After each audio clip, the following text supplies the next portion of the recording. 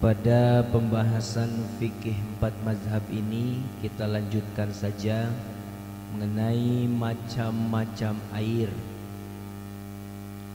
di mana air merupakan salah satu alat yang kita gunakan untuk bersuci, dan tentunya bersuci dalam hal ini sebuah syarat agar kita melaksanakan ibadah yang memerlukan aktivitas bersuci.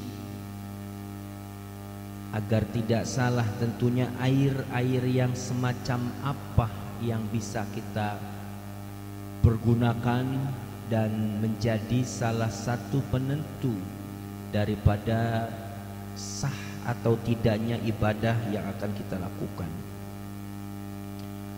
Tentunya sudah beberapa kesempatan yang lalu, mungkin sekilas sudah saya sampaikan tentang macam-macam air. Ada air mutlak. Air mutlak itu adalah air tohir mutohir, air yang suci dan mensucikan. Ada yang kedua, air tohir goiru mutohir, suci tapi tidak mensucikan. Ada air yang berikutnya adalah air mutanajis, air yang terkena najis. Dan yang keempat, ada air secara hukum makruh, yaitu air musyammas, ya. Ada lagi nanti akan kita bahas, ada yang namanya air mustakmal, gitu. Jadi akan kita sampaikan masing-masing definisinya dan tentunya perbedaan. Berbicara yang pertama mengenai masalah air mutlak atau air tohir, gitu ya, air yang suci dan mensucikan. Air yang tergolong daripada air suci mensucikan ini adalah semua air yang turun dari langit dan yang bersumber dari dalam tanah. Air yang suci mensucikan adalah air yang bersumber dari langit, yang turun dari langit dan yang bersumber dari dalam tanah, di mana sifat air ini masih murni, tidak memiliki warna, tidak memiliki rasa, dan tidak memiliki bau. Kalau kita berbicara warna air, air itu nggak ada warna. Air itu berwarna sesuai dengan wadah. Kalau ada air, ada wadahnya bening, ya kelihatan bening. Kalau wadahnya hitam, dia kelihatan hitam. Jadi air murni itu air yang secara warna tidak memiliki warna. Bening itu karena efek dari sebuah wadah yang bening. Kalau wadahnya kuning, terlihat kuning. Jadi air itu tidak berwarna. Air murni itu yang tidak memiliki warna, tidak memiliki rasa, dan tidak memiliki bau. Artinya airnya betul-betul murni. Kemudian sehingga air itu berubah oleh sebab, tergantung yang bisa mengubah zat yang masuk pada air tersebut, maka akan berubah warna air itu. Ketika tercampur oleh kopi, maka berwarna hitam. Bercampur dengan susu, maka putih. Begitu juga kalau bercampur dengan teh dan lain sebagainya. Ini artinya bahwa air itu nggak punya warna, Bu. Dia punya warna karena ada efek satu benda. Kemudian air yang suci mensucikan inilah yang boleh digunakan untuk aktivitas bersuci, di antaranya berwudu, mandi hadas besar, untuk aktivitas sehari-hari, baik minum, mencuci, dan lain sebagainya. Kalau air suci dan mensucikan. Kemudian berbeda dengan air suci tapi tidak mensucikan. Artinya air ini suci tapi tidak mensucikan. Perbedaannya cukup sederhana.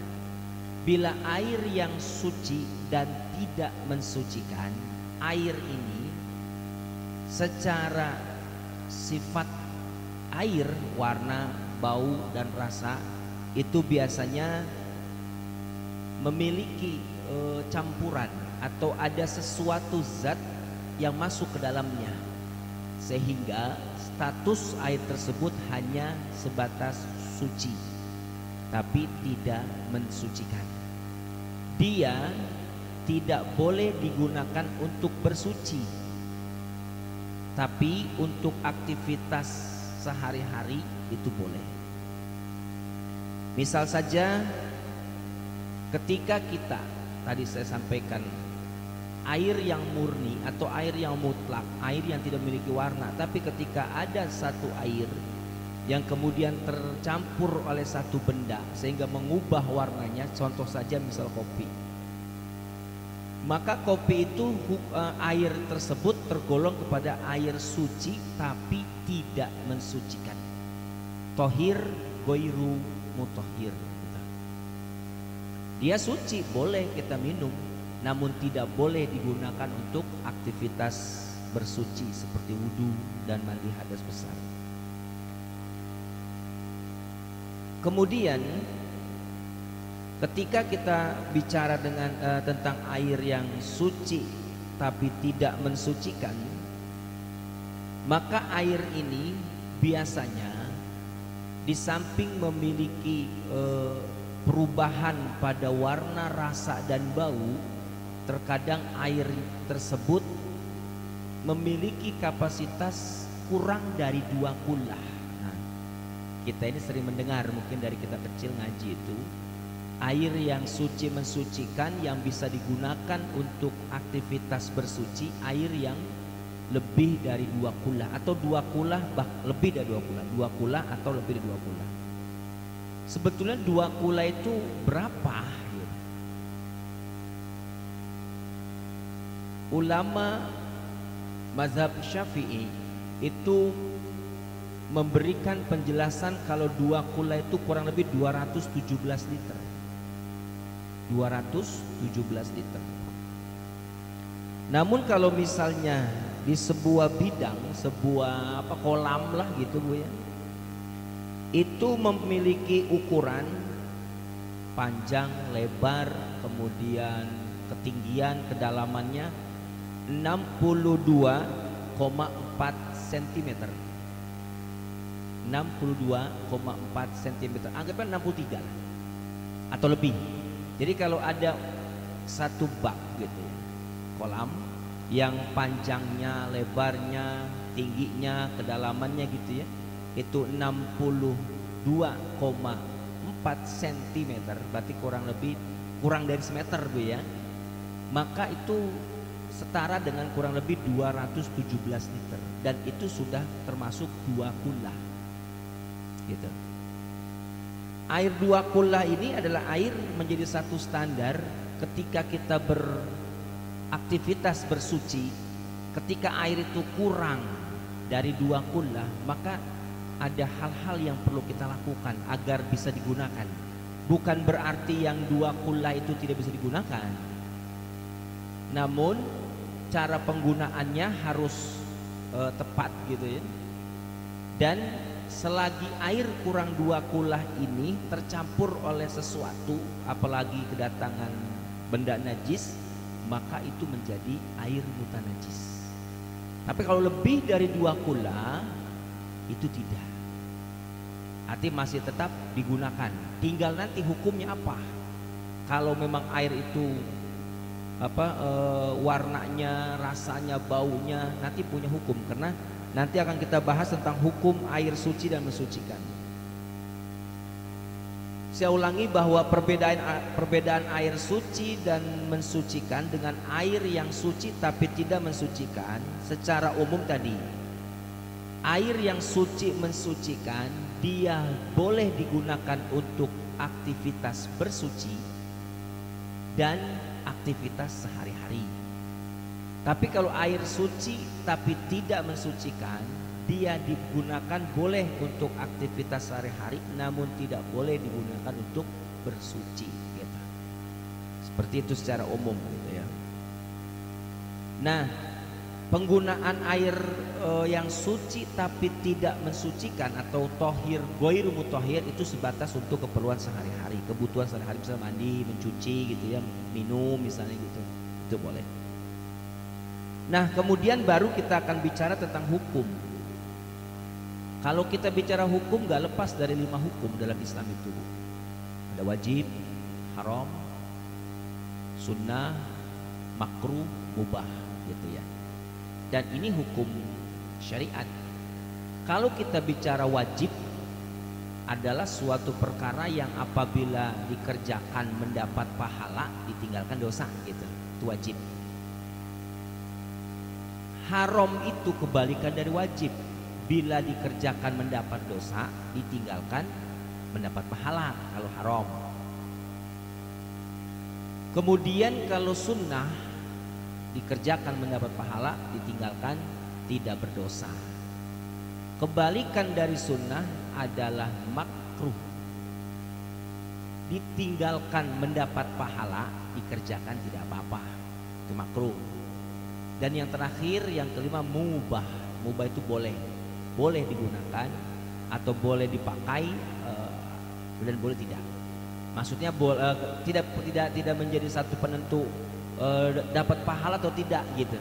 Jadi namanya mubah itu boleh secara hukum, makna dari mubah itu boleh dan tidak mendapatkan pahala gitu, kecuali ada kondisi tertentu yang mungkin ada yang membuat mubah itu menjadi pahala. Ibu yang kami muliakan, mengenai hukum air suci dan mensucikan ini ada 2 bagian. Pertama, mengenai dampak yang timbul secara syar'i dari penggunaan air tersebut. Bahwa air yang suci mensucikan ini dapat menghilangkan hadas kecil dan hadas besar. Artinya bisa digunakan untuk berwudu sebagai penghilang hadas kecil dan mandi janabah untuk menghilangkan hadas besar.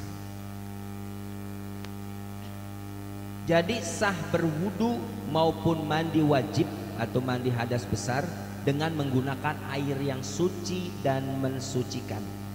Ia juga menghilangkan najis baik yang terindra, yang terlihat gitu ya, ataupun yang tidak terlihat. Dengan air tersebut bisa berakibat pada dapat dilaksanakan perkara-perkara wajib, perkara sunnah maupun berbagai bentuk ibadah yang lain. Contohnya untuk mandi sunnah boleh, tidak hanya untuk mandi wajib hadas besar, tapi mandi sunnah boleh. Seperti sholat Jumat itu ada mandi sunnah, sholat mau berangkat sholat 2 hari raya juga ada sunnah dalamnya. Serta berbagai ibadah lainnya. Boleh juga digunakan dalam kebiasaan sehari-hari untuk minum, untuk mencuci pakaian. Jadi kalau air mutlak, air yang suci mensucikan itu bisa digunakan 2. Maksudnya untuk bersuci bisa, untuk aktivitas sehari-hari bisa gitu. Yang kedua adalah hukum. Tadi saya katakan hukum air yang suci mensucikan itu ada beberapa, Bu. Yang pertama, ketika kita hukum air ini dalam penggunaan, bisa ada kalanya wajib, bisa ada kalanya haram, ada kalanya sunnah, mubah dan makruh, sesuai yang hukum 5 tadi yang saya sampaikan dalam penggunaannya. Contoh misalnya, ketika air ini dihukumkan wajib apabila air ini digunakan saat perkara-perkara yang wajib. Kayak misalnya wudu, mandi hadas besar gitu. maka hukum air ini dalam penggunaannya adalah wajib. Misalnya lagi, kenapa wajib? Karena kita akan melaksanakan sebuah ibadah wajib, maka alat yang digunakan yaitu air mutlak ini, tohir mutohir ini, maka dihukumkan wajib. Jadi penggunaan air ini ketika kita gunakan untuk wudhu, status hukum dari air ini adalah wajib. Artinya kalau kita tidak penuhi air mutlak ini, maka tidak akan sah gitu. Makanya dihukumkan wajib dalam segi penggunaan gitu. Kemudian ada lagi hukumnya haram. Air ini suci, mensucikan, tapi dalam penggunaannya bisa dihukumkan menjadi haram. Dalam kondisi apa? Misal air yang kita dapati dari mencuri, misal kita wudhu tapi air yang kita gunakan numpang, tapi tetangga nggak ikhlas gitu. Artinya itu mencuri. Berarti air tersebut secara penggunaan haram dan wudhunya nggak sah gitu. Airnya tetap suci, mensucikan, tapi dalam penggunaan itu bisa menjadi haram bila air itu didapati dengan cara mencuri gitu. Misal ada orang misalnya mencuri air mineral bergalon-galon tapi untuk wudhu, misal wudhunya airnya suci, mensucikan, namun dalam penggunaannya haram. Apa yang menyebabkan haram? Karena dari hasil pencurian tadi gitu. Sehingga yang kita gunakan untuk ibadah, wudhunya tidak akan sah, apalagi lebih-lebih sholatnya, karena alat yang kita gunakan adalah dari mencuri, haram gitu ya. Kemudian yang berikutnya, misalnya air ini bisa menjadi penggunaan Bu ya, dalam penggunaan menjadi haram ketika air ini dapat menyebabkan bahaya dan penyakit, bahkan membahayakan tubuh. Contoh, ketika seseorang sakit yang apabila menggunakan air ketika misalnya dia mau sholat atau dia sedang berhadas besar, kan harus dengan air yang suci, mensucikan kan gitu.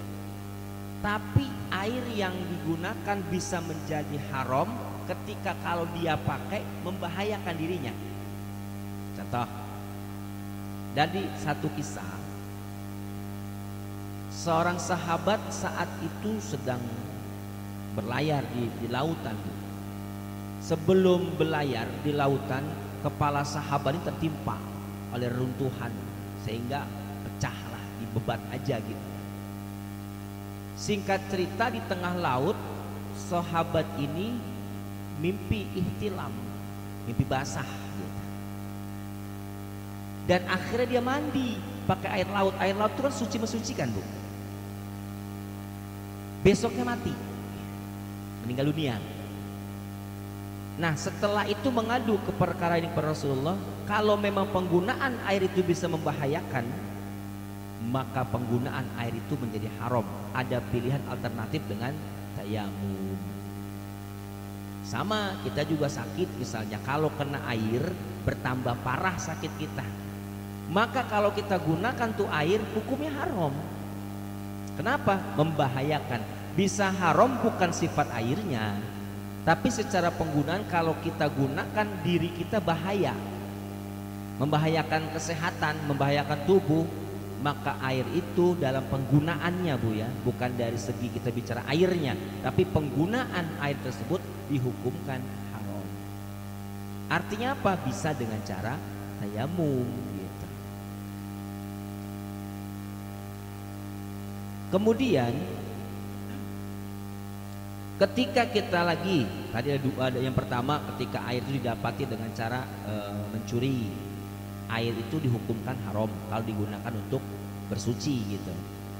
Yang kedua, air itu suci tapi bisa penggunaannya haram bila kita gunakan membahayakan kesehatan dan tubuh kita, bahkan sampai kematian misalnya, atau penyakitnya tambah parah. Kalau kita di sini kita misalnya umumnya mungkin kena cacar air misalnya Bu ya.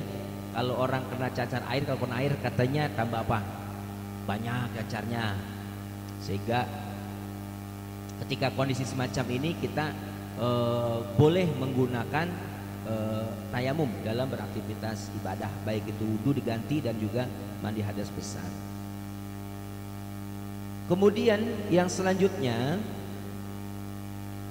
air yang memang kurang dari 2 kula suci Bu. Air, kita bicara air suci mensucikan, konteksnya air suci mensucikan, tapi kurang dari 2 kula sedikit lah, cukup untuk wudu cukup, tapi air tersebut digunakan untuk minum hewan yang memang hewan ini yang umum dan memang hewan ini tidak ada perintah untuk membunuhnya, misalnya seperti domba misalnya, untuk minum dia gitu.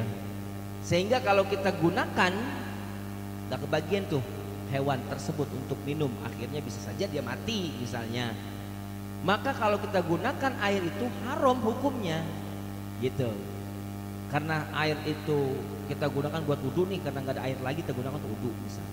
Sama Bu, salah satu syarat tayamum gitu kan, ketidakadaan air atau ada air, sedangkan air yang sedikit atau ada air tersebut digunakan untuk misalnya keperluan tadi hewan ternak yang memang membutuhkan air, sehingga kalau kita gunakan, kita pakai untuk wudhu cukup buat berwudhu, tapi hukumnya penggunaannya adalah haram. Kenapa? Karena ada yang lebih dipentingkan gitu maksudnya. Kalau kita alternatifnya bisa dengan tayamum, tapi kalau hewan kan nggak bisa nama minum gitu kan ibaratnya. Nah, air yang suci mensucikan yang secara kesahannya memang itu tergolong air mutlak, tapi dalam penggunaannya bisa saja menjadi haram dalam konteks tadi yang saya sampaikan gitu ya. Atau ada lagi misalnya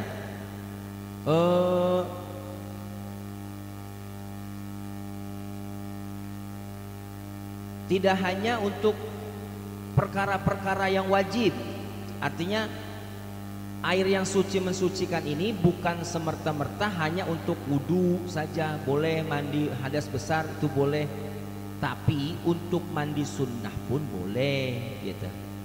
Untuk mandi-mandi yang lain, mandi sehari-hari, karena kan tadi saya katakan di awal, air yang suci mensucikan dia bisa digunakan untuk aktivitas bersuci dan untuk aktivitas lainnya gitu.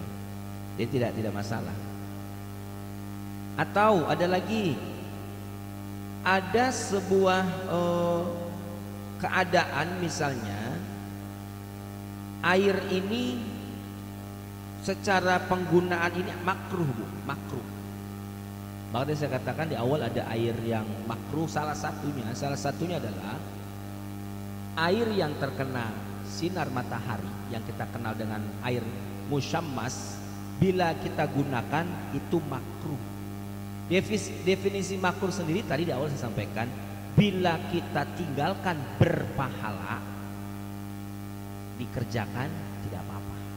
Nah, jadi misalnya kita menggunakan air, kemudian air tersebut sudah ditampung yang pernah saya sampaikan sebelumnya dengan misalnya sebuah wadah yang terbuat dari seng atau kaleng yang punya potensi karat di dalamnya, terus tersengat sinar matahari, akhirnya efeknya air itu panas misalnya.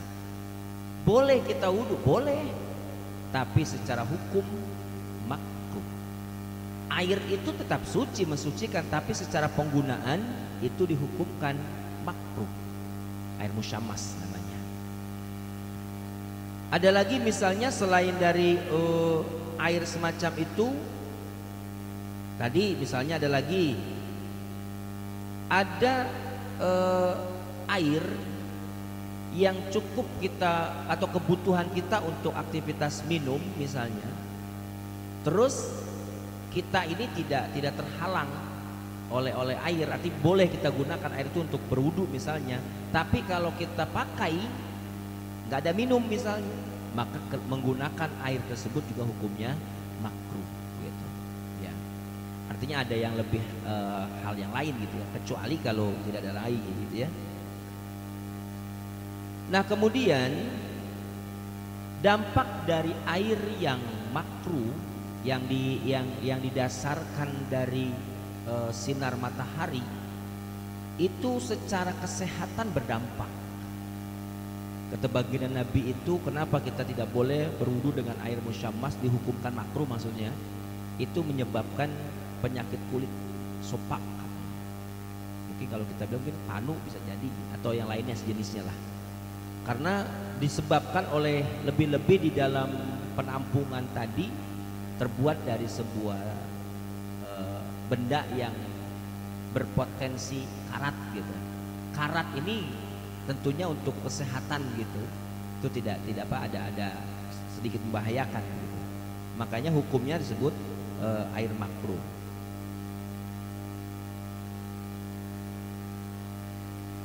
Baik, di sini dijelaskan bahwa penggunaan air panas yang disebabkan oleh sinar matahari dihukumkan makruh. Kita sepakat tadi disampaikan itu makruh. Tapi dalam konteks dua syarat. Yang pertama, apabila air tersebut berada di dalam bejana atau wadah yang bukan berasal dari emas dan perak. Yang bukan dari emas dan perak. Tadi seperti dari kaleng gitu ya, yang punya potensi karat, itu makruh. Tapi kalau terbuat dari emas dan perak kan tidak berkarat gitu, maka tidak makruh. Tapi secara hukum berarti tidak menjadi makruh, kecuali tadi yang berpotensi berkarat. Kemudian sepanjang air yang terkena pengaruh panas matahari tersebut berada dalam bejana emas atau wadah gitu ya, wadah emas dan perak, maka tidak makruh menggunakannya. Tapi selainnya yang berpotensi mengeluarkan karat gitu ya, kayak seng atau kaleng gitu, kalau kena air kemudian akan menghasilkan karat, itu yang disebutnya makruh. Yang kedua tadi pertama Bu ya, artinya kalau misalnya wajan atau tempat wadah tadi terbuat dari emas dan perak tidak, walaupun terkena matahari dia nggak akan makruh gitu. Yang kedua berada di daerah yang panas, maksudnya adalah air dalam bejana atau panci tembaga lalu diletakkan di bawah terik matahari hingga memanas, maka mandi atau berwudu dengan air tersebut itu menjadi makruh. Dimana kalau misalnya ada apa Bu, sekarang di rumah-rumah kita ada kalau mandi itu ada yang panas gitu ya, ya.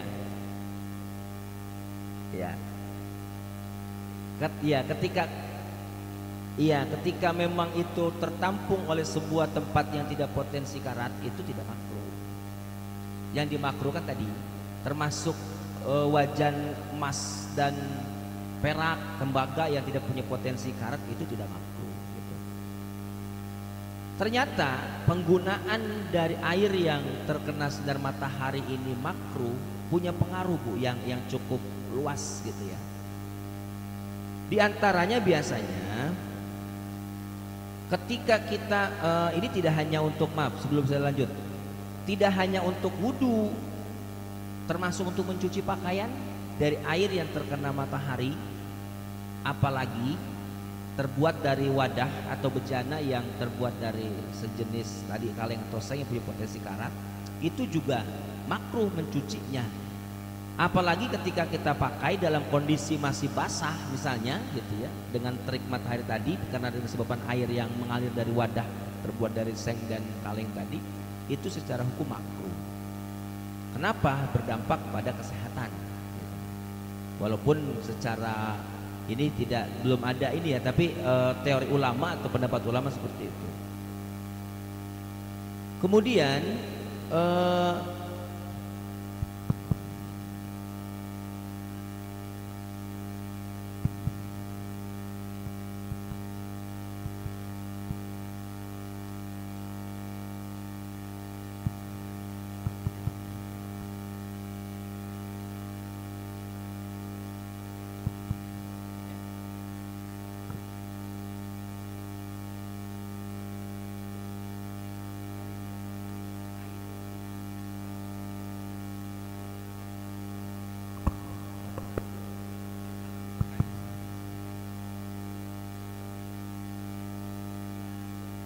kan alami ya, itu tidak.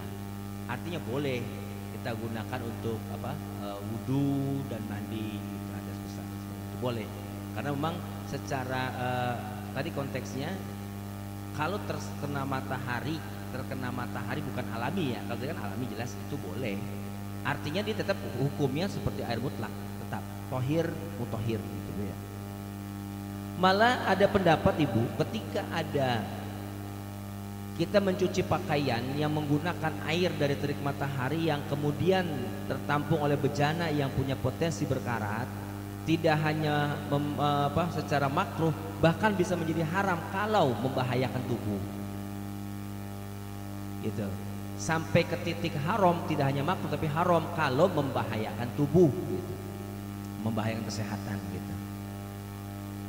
Kemudian ada lagi air yang makruh, misalnya ketika kita wudu menggunakan air yang terlalu panas. Ini konteksnya tidak di luar dari wajan yang terbuat dari kaleng atau sejenisnya yang punya potensi karat, tapi dia secara sifat gitu ya, zat air ini panas atau dingin, terlalu panas dan terlalu dingin. Kayak tadi misalnya di kawah atau di pemandian air panas bisa kita wudu gitu ya. Kalau misalnya memang itu tidak makruh secara hukum dia sah, tapi punya dampak ketika kita berwudu dengan air semacam itu, maka wudunya tentunya ada nilai kekhusyuan yang kurang kepada Allah, sehingga tergesa-gesa, panas atau terlalu dingin. Nah itu misalkan ada kan istilahnya yang terlalu dingin, air yang terlalu dingin kita wudu kayak pengen cepet-cepet gitu bu, saking dingin gitu ya, atau panas cepet-cepet, maka nilai nilai kekhusyuan ketika kita wudu karena ketergesa-gesaan tadi, maka ini akan mengakibatkan kemakruhan gitu. Artinya kalau tidak ada cara lain gunakan, tapi kalau ada yang lain gitu. Karena memang makruh itu tidak berdosa, tapi kalau ditinggalkan berpahala gitu. Jadi kita pahami makruh itu, definisi makruh, hukum-hukum dalam Islam itu yang ada 5 tadi, paling tidak kita bisa paham gitu. Sebatas makruh dan tidak gitu ya. Kemudian masih terdapat beberapa jenis air bu, yang makruh digunakan. Nah kita bicara ke perspektif 4 mazhab gitu. Secara umum awal muqaddimah pendahuluan seperti tadi, tapi pendapat para ulama kita khusus yang pertama adalah Imam Maliki. Mereka menambah 3 hal dalam masalah air yang makruh. Perkara pertama itu air yang bercampur najis. Hal ini makruh dengan 5 syarat. Jadi air ini awalnya suci bu, airnya suci mensucikan, kemudian kedapatan najis. Secara hukum air itu menjadi air bukan najis, air yang kedapatan najis. Tapi air ini menurut Imam Maliki dihukumkan makruh, tapi ada syaratnya. Ada 5 syarat kata beliau. Yang pertama, hendaknya kenajisannya tidak berubah dari 3 sifat air. Maksudnya gini, walaupun si air tersebut kedatangan najis, saya bilang tadi lebih dari 2 kula, sehingga si sifat air ini gak berubah, baunya, rasanya, dan juga warnanya. Ketika air suci mensucikan terus kedapatan najis sehingga tidak mengubah sifat si air ini, boleh digunakan tapi makruh menurut Imam Maliki. Yang kedua, tadi kalau salah satu dari 3 sifat tadi itu berubah, maka ya tidak sah digunakan gitu. Misalnya tadi air kedatangan najis, tapi air ini berubah nih, entah warnanya, entah baunya, entah rasanya, sehingga bukan lagi makruh, gak boleh. Tapi selagi sifat air ini tidak berubah, walaupun kedatangan najis, tetap boleh digunakan, tapi hukumnya makruh. Bisa dipaham bu ya? Itu menurut Imam Maliki. Yang kedua, syarat kedua, bukan air mengalir. Sekiranya airnya mengalir dan terkena najis, maka najis itu tidak membuat airnya menjadi najis, tetapi makruh menggunakan airnya. Saya ulang. Syarat kedua bukan air yang mengalir. Artinya kalau air yang mengalir mah kedapatan najis, tidak masalah. Tapi air yang tidak mengalir kemudian kedapatan najis, gitu ya. Maka najis ini tidak najis ini tidak membuat airnya menjadi najis, tapi makruh menggunakan airnya. Walaupun airnya tadi di awal sama sebetulnya konteksnya. Kalau di awal itu yang pertama sifat si air itu nggak berubah, betul Bu ya? Maka hukumnya makruh. Kalau ini yang kedua, kalau air itu tidak mengalir, kedapatan najis tapi berubah salah satu dari sifat air tadi, sama hukumnya makruh. Yang ketiga, tidak ada materi tambahan pada airnya seperti air sumur. Artinya air itu memang murni. Sekalipun kedapatan najis di dalam air sumur itu kan pasang surut. Artinya air itu kadang ada air yang mata air Bu ya, sumber mata air. Kadang ketika dia kedapatan najis, kemudian ya dengan sendirinya ada perputaran air karena dia sumber mata air sumur itu gitu ya. Tetapi melihat kondisinya yang kadang bertambah dan berkurang tanpa ditambahkan air dari luar kepadanya, maksudnya sumur tersebut dia itu bisa bertambah dan berkurang, surut pasanglah air sumur itu gitu. Tapi kedapatan najis tadi saya katakan di awalnya, maka ia tidak menjadi najis dengan jatuhnya najis di dalamnya. Sumur yang memang sumber mata air, artinya sumur yang memang airnya itu mengalami pasang surut, tidak ada zat lain yang datang kepada, maksudnya tidak ada tambahan lain di air tersebut. Artinya air itu murni dari sumur itu sendiri, dan sumur itu bersifat pasang surut. Misalnya kan mungkin zaman dulu mohon maaf, ada orang itu nggak gali sumur, airnya itu dari mata air gitu. Misalnya ada bangkai jatuh misalnya, kemudian si sumur ini kan tadi saya katakan airnya itu kadang ya nggak apa, artinya kan nggak ada cerita sumur itu airnya habis dan gitu, artinya terus menerus gitu ya terjadi itu. Maka walaupun kedatangan najis, dia tetap tidak najis. Artinya air itu bukan air mutanajis. Lebih-lebih air itu lebih dari 2 bulan. Itu Bu ya. Artinya apa? Ketika kedapatan najis di sumur tersebut, dibuang najisnya, nggak harus airnya semua dibuang, nggak bakal kering gitu ya. Siapa yang mau ngabis? Karena mata air sumur gitu ya. Artinya air yang ada tidak artinya air yang tidak mutanajis. Walaupun kedatangan misalnya ada kucing mati, bangkai kucing misal begitu, cukup buang najisnya, maka si air itu tetap boleh digunakan gitu ya. Seperti itu. Kemudian syarat kelima, mendapatkan air yang lain untuk berwudu. Jika tidak maka tidak makruh. Mendapatkan air yang lain untuk berwudu, jika tidak maka tidak makruh. Artinya apa? Ya syarat air ini ketika memang alternatifnya tidak ada pilihan tadi, air yang saya katakan air yang musyammas tadi yang kena sinar matahari misalnya, atau ada air kemudian digunakan untuk minum kita atau minum hewan misalnya begitu. Kalau enggak ada yang lain hukumnya makruh, kalau yang lain pakai gitu maksudnya, gitu ya, lebih utama. Kemudian perkara kedua nih Bu, tadi kan kata Imam Malik gitu ya, itu ada syarat daripada air bercampur najis tapi makruh hukumnya atau penggunaannya makruh 5 syarat. Syarat pertama tadi sudah, kedua, ketiga, keempat, kelima.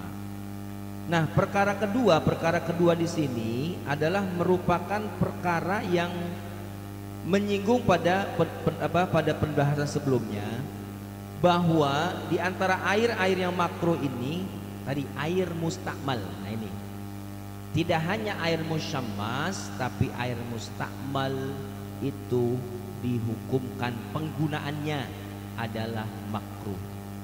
Apa itu air mustakmal? Air yang telah digunakan untuk bersuci kemudian digunakan kembali. Air yang sudah terpakai, itulah intinya.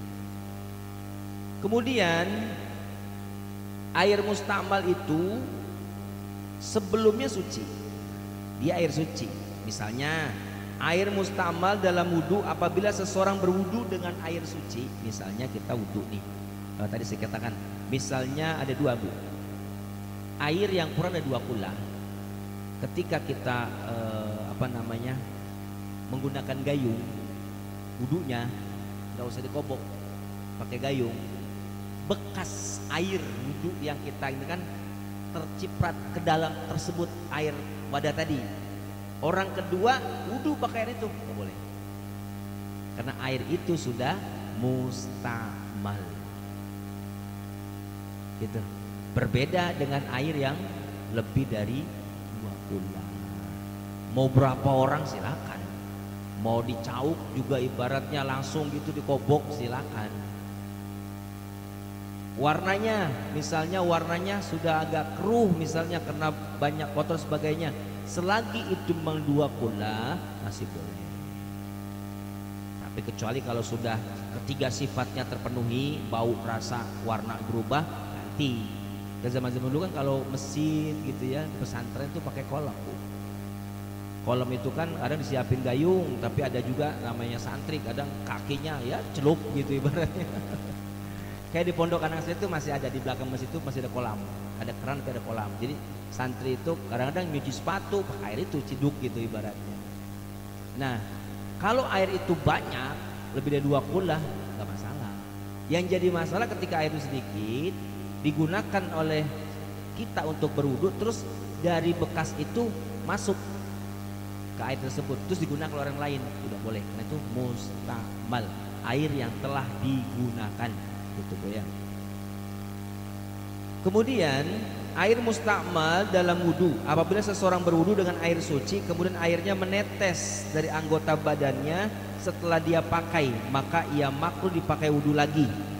Maksudnya baik dia juga, contoh kita sholat zuhur misalnya, wudu pakai air tadi misalnya, kemudian ada yang menetes ke wadah tadi, kita beranggapan itu masih bersih gitu, iya suci dan mensucikan.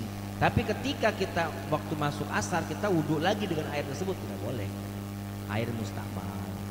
Atau orang lain sama juga, karena sudah terpakai gitu ya. Nah kemudian Ibu, makruh ini dengan beberapa syarat nih, Bu. Pertama, jumlah airnya sedikit. Nah, karena saya katakan kalau airnya lebih dari 2 kula, masalah, tidak mustakmal. Artinya terpakai tapi tidak mengubah hukum gitu, tidak makruh maksudnya. Airnya sedikit, sekiranya dia wudhu dari air yang banyak lalu air bekas wudhunya bercampur dengan air yang banyak itu, maka tidak berpengaruh apa-apa. Sama seperti tadi bilang kolam yang luas gitu ya.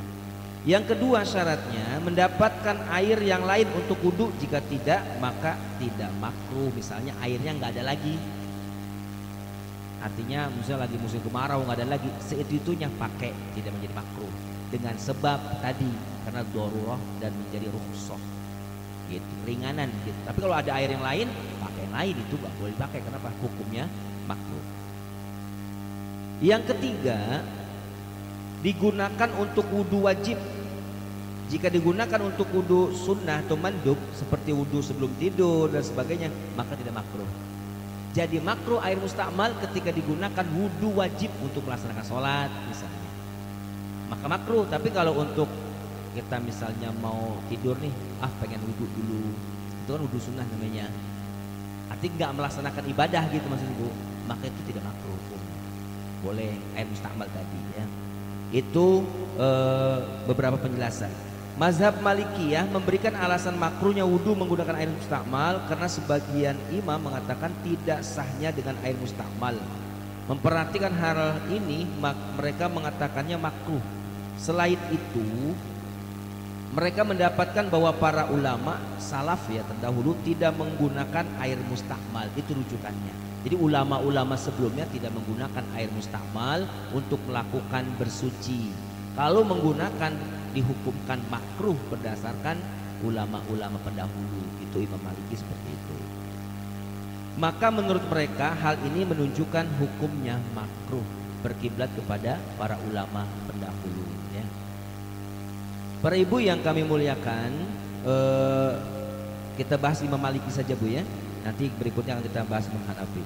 Perkara ketiga, di antara air-air yang makruh itu, contohnya air yang dijilati, anjing, meski berkali-kali. Kalau ada anjing minum pada air yang sedikit, maka airnya makruh digunakan. Begitu pula jika ada air yang diminum oleh orang yang suka minum minuman yang memabukkan, gitu, atau dia membersihkan salah satu badannya dari air tersebut, maka itu semua makruh. Begini, misal ada air yang bilangannya tidak tidak banyak lah, ada anjing misalnya menjilat-jilat atau minum, gitu, itu sudah mustakmal, makruh karena sudah digunakan. Atau ada orang yang suka minum khamr, minum pakai air itu kayak gini, minum mustakmal, makruh. Atau dia membersihkan badannya, kemudian ada sebagian air tersebut bercampur dengan air tadi, mustakmal, maka hukumnya makruh, gitu. Itu ya. Kemudian wudu dengan air semacam ini hukumnya makruh dengan beberapa syarat berikut. Pertama, jumlah airnya sedikit, sama kayak tadi sebelumnya. Tapi kalau airnya banyak ya tidak makruh. Lagi-lagi pertimbangannya ukurannya 2 kullah, itu saja. Ketika konteks itu air menjadi mutanajis, air itu menjadi air makruh, tergantung kondisi volume air tersebut. Kalau air tersebut kurang 2 kullah, sepertinya sepakat bahwa itu menjadi makruh. Tapi kalau air itu lebih dari 2 kullah, tadi saya definisi ukuran dari 2 kullah adalah 217 liter kalau diliterkan. Kalau berbentuk wadah gitulah, 63,4 cm panjang, lebar, kedalaman, dan pokoknya sekelilingnya Bu ya, masing-masing ukuran itu. Maka itu tidak menjadi mustakmal dan tidak menjadi makruh. Yang kedua, mendapatkan air yang lain. Artinya kalau misalnya ada air yang lain, ya yang lain, maka tidak makruh. Tapi kalau menggunakan air itu ya akan menjadi hukumnya makruh. Ketiga, ragu akan kesucian mulutnya atau anggota tubuhnya yang dibersihkan dengan air tersebut. Tadi misalnya ada seseorang yang membersihkan, takutnya kan yang dibersihkan itu bagian tubuhnya mengandung najis, sehingga ketika jatuh di tempat tadi, air di wadah tadi akan menjadi bukan najis. Kalau dia suci, mustakmal jatuhnya. Tapi ketika dia ada najis. Ada keraguan nih, dia bersih nggak, ada najis atau tidak misalnya. Kalau misalnya ada keraguan, terus kita pakai, tetap akan menjadi air makruh, gitu ya. Kemudian, adapun jika pada mulutnya atau ada najis yang pasti, maka sekiranya itu mengubah salah satu dari sifat air tadi, maka air tadi bukan lagi makruh hukumnya, bukan najis, maka nggak boleh pakai. Tapi kalau ragu, maka boleh distatuskan makruh. Tapi kalau betul jelas di mulutnya ada najis, bisa maaf ini anjing, sebelum dia menjilat meminum air tersebut yang kita mau gunakan wudhu nih misalnya, kemudian habis makan sesuatu yang najis, kita lihat tahu, nah itu air tersebut menjadi air bukan najis, artinya nggak boleh pakai, gitu ya. Kemudian selain itu juga air yang diminum hewan yang sulit terjaga dari najis seperti misal burung, binatang buas, ayam.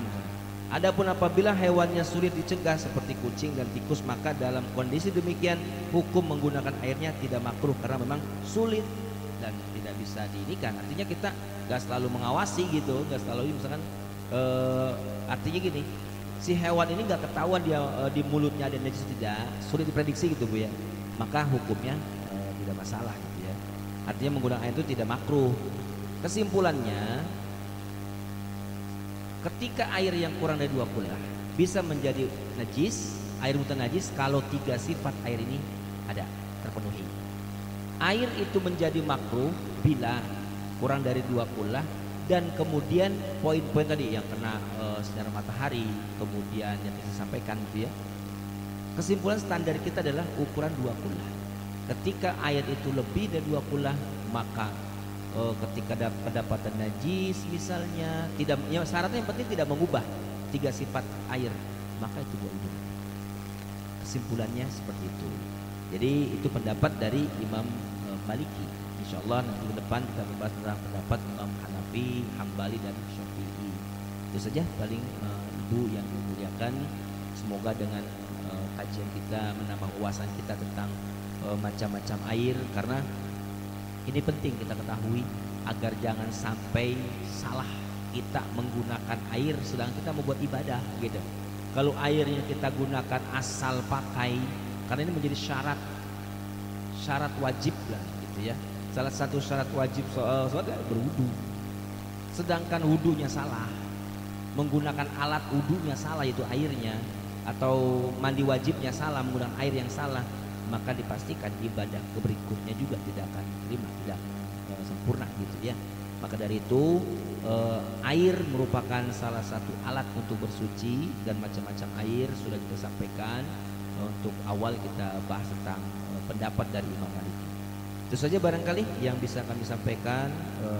Kurang lebih mohon maaf apabila ada penyampaian yang berkenan, banyak kekeliruan. Silakan kalau ada yang mau didiskusikan kita persilakan sebelum nanti